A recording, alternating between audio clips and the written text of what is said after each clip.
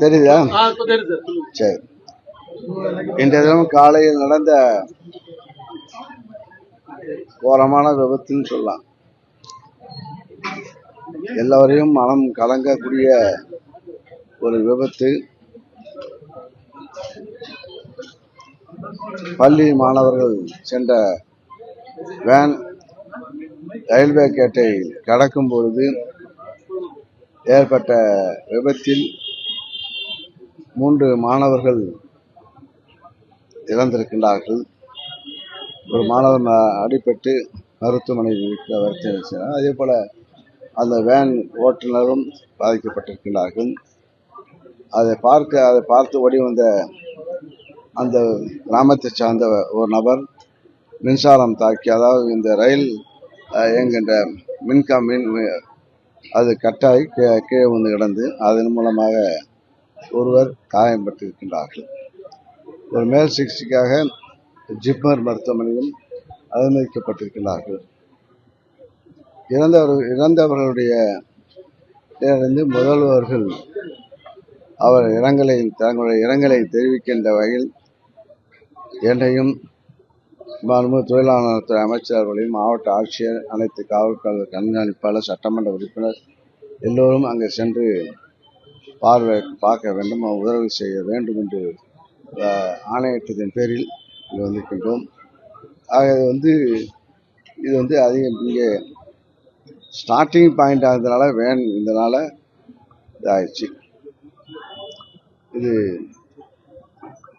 கவலைக்குரிய விஷயம். ஆறுதல் சொல்லக்கூடிய வார்த்தைகள் இல்லை. இந்த பெற்றோர்கள் தன்னுடைய குழந்தையை நல்லா படிக்க வேண்டும் என்ற உணர்வுடன் அவர்கள் அனுப்பி வைத்த போது இந்த எதிர்பாராத ஒரு அதிர்ச்சிகரமான ஒரு துக்க நிகழ்வு. அதற்கு மாண்பு முதல்வர்கள் தன்னுடைய இரங்கலை தெரிவித்திருக்கிறார்கள். இரங்கலை தெரிவிக்கின்ற வகையில் நாங்களும் இங்கே வந்து உணர்வுபூர்வமாக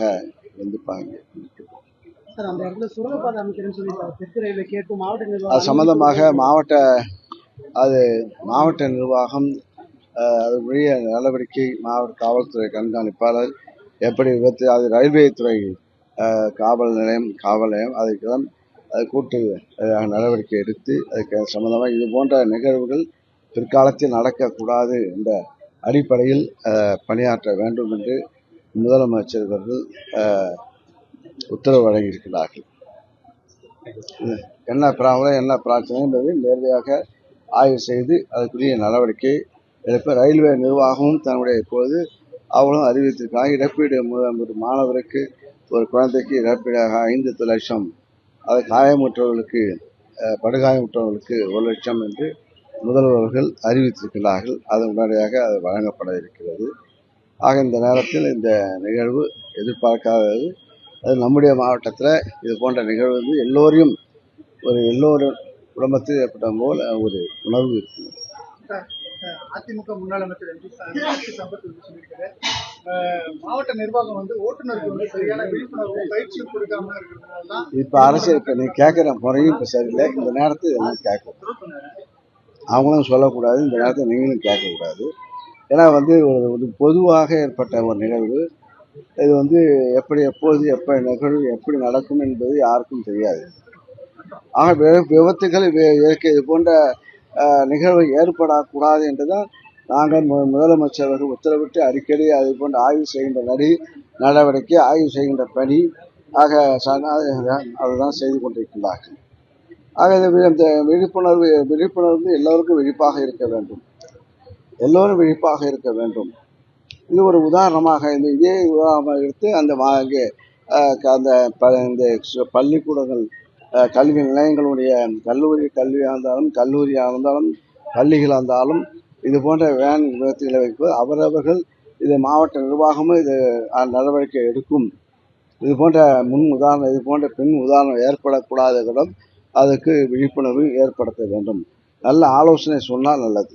சட்டம் இல்லை. சார் இப்ப காவல்துறை மூலமாக வந்து இருக்கக்கூடிய அந்த எல்லா ரயில்வே கேட்லயும் வந்து பாதுகாப்பு ஏற்பாடுகள் என்ன பண்ணப்படும்? ஏன்னா ரயில்வே பொறுத்த வரைக்கும் ரயில்வே துறை அது அவர்களுக்கு உரிய பவர். அதே மின்சாரம் வந்தாலும் அதே அதுக்கு தனி சட்டம், அது போல விவசாயம் ரயில்வேக்கு தனி சட்டம். ஆக இது போல ஆள் இல்லாத கேட் இருக்கக்கூடாது என்றுதான் இது நிர்வாகமும் பார்த்து கொண்டிருக்கின்றார்கள். இது போன்ற எந்தெந்த இடத்துல எந்தெந்த சுரங்கம் கொண்டுவது எந்தெந்த இடத்துல என்பது எங்களுடைய கவனத்தில் வரல. இப்போ வந்திருக்கிறது என்ன என்பதை மாவட்ட ஆட்சியர் ஆய்வு செய்து பணியை நடத்துவார்.